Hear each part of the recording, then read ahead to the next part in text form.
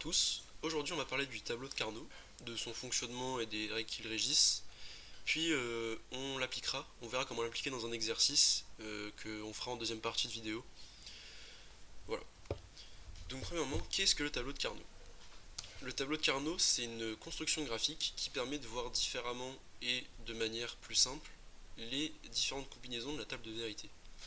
Il se présente sous cette forme à droite, à ma gauche j'ai la table de vérité. Donc, comment fonctionne-t-il? Donc, il y a plusieurs règles. Premièrement, dans les colonnes correspondent aux entrées S1 et S2 et les lignes aux entrées S3 et S4. Comme vous pouvez voir en dessous de S3 et S4 et à côté de S1 et S2, il y a différentes combinaisons de 0 et de 1, donc 0, 0, 0, 1, 1, 1 et 1, 0, qui correspondent aux valeurs que prennent ces entrées. 0, 0 veut dire, en dessous de S3 et S4, veut dire que S3 vaut 0 et que S4 vaut 0. 0, 1 veut dire que S3 vaut 0 et que S4 vaut 1. Et ainsi de suite. Voilà. On va donc commencer à remplir ce tableau. Donc, on peut voir dans la première ligne de la table de vérité, quand S1, S2, S3 et S4 valent 0, que H, la sortie, vaut 1. On va donc inscrire dans la case correspondante, dans laquelle S1, S2, S3 et S4 valent 0, 1. On continue pareil pour les lignes suivantes. Donc la deuxième ligne, on voit que S1, S2, S3 valent 0 et que S4 vaut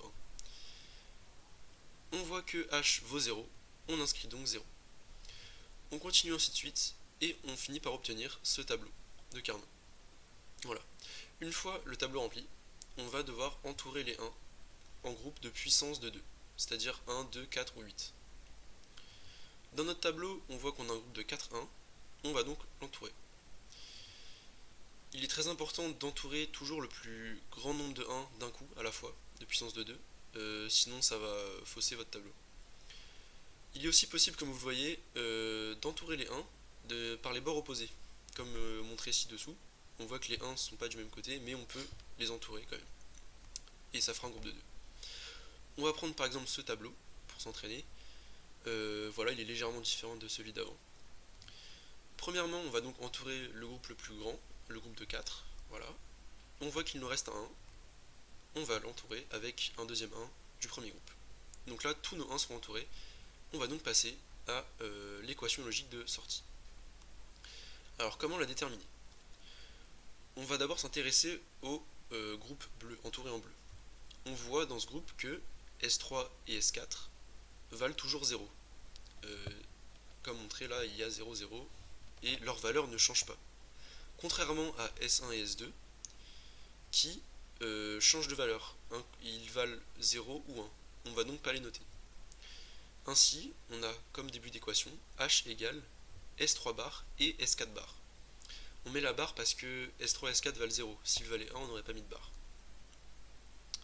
Ou, maintenant on va s'intéresser au groupe en vert. On voit dans ce groupe en vert que S1, S2 et S3 valent toujours 0. Ainsi, on va voir S1 bar et S2 bar et S3 bar. Voilà, donc comment réaliser et trouver l'équation de sortie d'un tableau de Carnot assez simple. On va donc maintenant passer à une partie un peu plus compliquée dans un exercice. Prenons cet exercice. On désire réaliser un système logique capable d'effectuer les comparaisons de deux nombres A et B codés sur 2 bits, A1, A0 et B1, B0. La sortie S de ce comparateur réalise cette opération, A supérieur ou égal à B. On a ici la table de vérité que j'ai déjà faite pour aller plus vite, qui représente donc ce problème. On va donc maintenant remplir ce tableau de Carnot. Donc, on va commencer, comme montré avant, par la première ligne. Quand toutes les entrées valent 0, c'est-à-dire cette case, on voit que quand A1, A0, B1 et B0 valent 0, S vaut 1. On met donc 1. On continue ensuite avec la deuxième ligne, qui correspond à cette case. On voit que S vaut 0. On inscrit 0. Pareil pour celle-ci, quand A1, A0 valent 0, B1 vaut 1 et B0 vaut 0, on a S égale 0. Voilà. Et on voit ensuite avec cette ligne qu'ici, ça vaut aussi 0. Donc on continue ainsi avec tout le tableau. Alors, je le fais rapidement.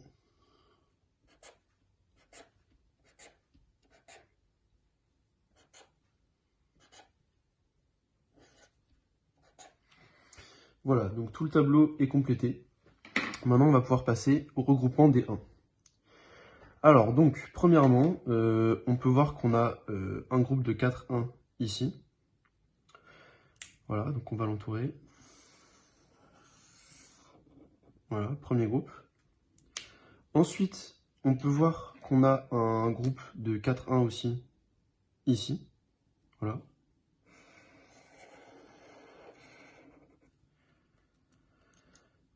Ensuite, on peut encore refaire un autre groupe de 4 avec ces deux 1 là et ces deux 1 là qu'on regroupe par l'extérieur, comme ceci.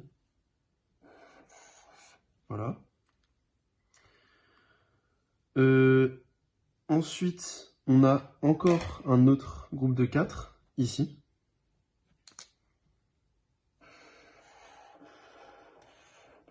Tac. Et pour finir, on a encore un autre groupe de 4 1 ici.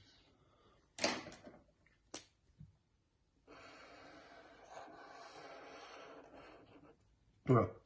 Donc là, on peut voir que tous mes 1 sont entourés. Et donc, du coup, on peut passer directement à l'écriture de l'équation.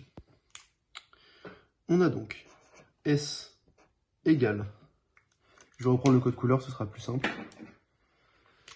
Alors, on voit ici, dans ce groupe de 1 entouré en rouge, que B1 et B0 ne varient pas, ils valent toujours 0. Donc, on va avoir B1 bar et B0 bar. Par contre, A1 et A0 varient, ils valent 1 ou 0, donc on ne va pas les noter. On a donc B1 bar et B0 bar. Ou, ensuite, on va continuer avec le deuxième groupe. Le deuxième groupe qui est celui-là. Voilà, donc dans ce groupe, on voit que A1 varie, il vaut 0 et 1, donc c'est pas bon. Par contre, A0 vaut toujours 1.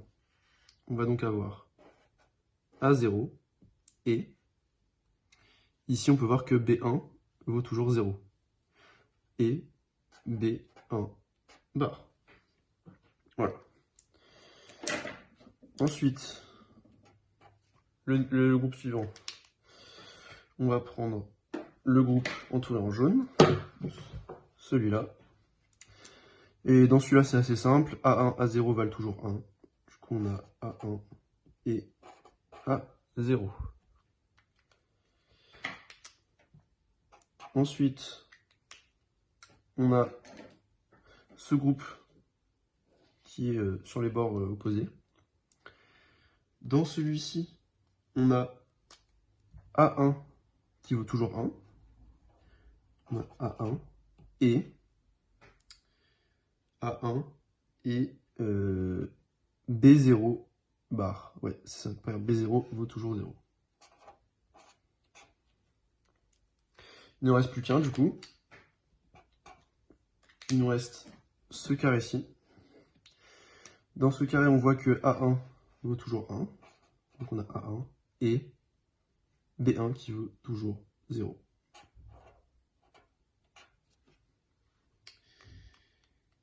Voilà, donc là, on a fini l'écriture de l'équation, logique de sortie, mais on peut quand même la simplifier. Et pour la simplifier, on peut par exemple factoriser par B1. Donc on aura